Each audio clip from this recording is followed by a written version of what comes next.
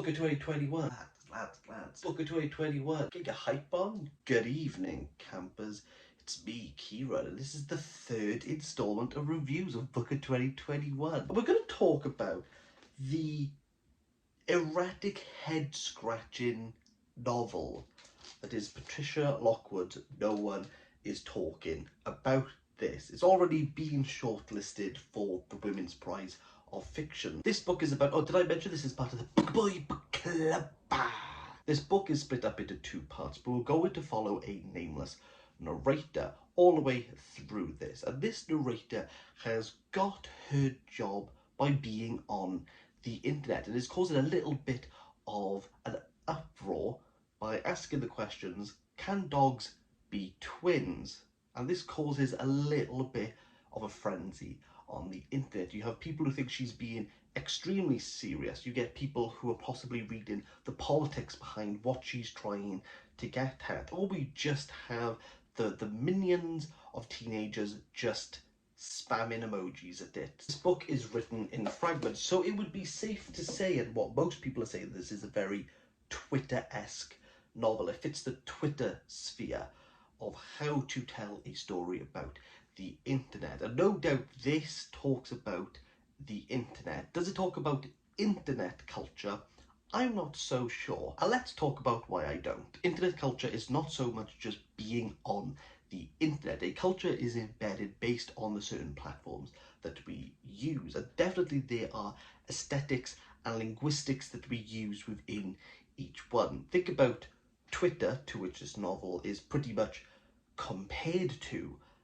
You only have 240 characters. How you speak, how you convey something through Twitter is very different to, say, Facebook, where you have a lot of space, too much space for some people, to talk at length. On sites such as Instagram, the embedding of hashtags are more prominent than you would get on any platform. Even on YouTube, you can hashtag videos, but it's not in the same way, and you never interact with them the same way than you do on Instagram, same as Facebook, same as Twitter. Each site attracts a different type of person, and also each site expects a certain commitment from the individual. If you sign up for Reddit, you're going to act very differently and be very different, say if you signed up for a site like 4chan or LinkedIn. I have no doubt that while Patricia Lockwood was writing this, she understood of trying to convey all of that is a very difficult task. What we have in this novel is called The Portal, which our narrator leans wholly in, and allows the internet and the use of social media to almost be intertwined with her life. Maybe not even intertwined, it's just part of her life. The form of this novel, as we've already discussed, is in fragments, and we are going to skit, ricochet, tangent between very different topics, refer back to them, sometimes just leave them where they are. And it has this very erratic notion of when you are on the internet and you fall down rabbit holes and you come back out, and the coming out of the internet and interacting with real life and then going back to what you're doing is a reading experience that I would say is not wholly enjoyable, but it does give you a sense of what it is to be an active participant online. Lockwood says at the beginning of this novel, which I think is true, is that the internet is used as a means to be connected to everything, yet we feel as though we're entitled to our own privacy. And with that, the internet allows you to talk to people, to find people, or sometimes they can find you that have very ulterior motives, things that they wouldn't say within their private lives.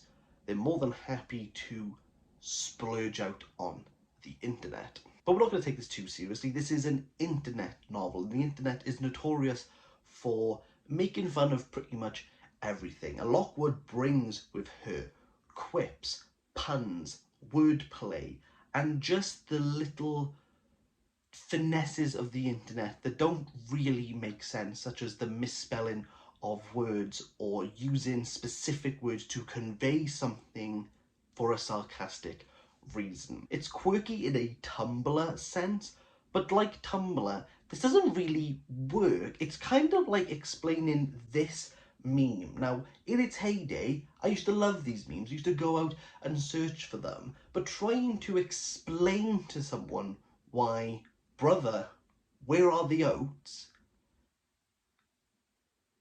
You can't really do it. Similar to this meme, this meme, this meme, this meme. The articulation to why they're funny isn't what makes them funny. It's the randomness, it's the speed, it's the constant churning of memes, of humour. Trying to articulate it isn't funny, but merely stating them in a context that doesn't really fit the purpose isn't funny. It's all about where you are in that present moment or what internet culture that you are currently involved in. You can't explain this culture. You have to be in it in that certain period of time. There are going to be moments, years, maybe even months down the line when GameStop stocks just mean nothing to people. And it was just you had to be there sort of moment. Furthermore, I can't say this is a zeitgeist novel, that this is going to be relevant now, because it's so now that it's already defunct, already gone stale. That's how quick the internet moves. Maybe our narrator knows that. I'm just like this. Maybe we should spend a bit more time offline. Should she delete those apps? Should she just put her phone down? But she's always going to reach for it, just like us. We're suckers for it. We have a symbiotic relationship with the internet, and it feels as though it's an extension of ourselves. But something happens within the second part, and no, I'm not just talking about the guy who takes photos of his balls. A baby is diagnosed, and our narrator, though she's built up everything online, is going to have to slowly come to the real world. But everything that she's built up, everything that she knows and understands and how to articulate herself, don't work, they jar. Although still fragmented, the second part of this novel, the vignettes, elongate.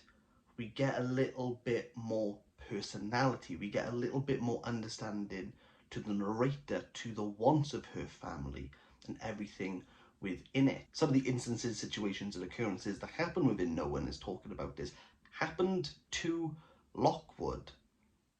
And you get a sense of her trying to figure out how to approach very serious matter in a book that is very erratic, frantic, and wants to mock and poke fun. For me, this book is akin to MySpace.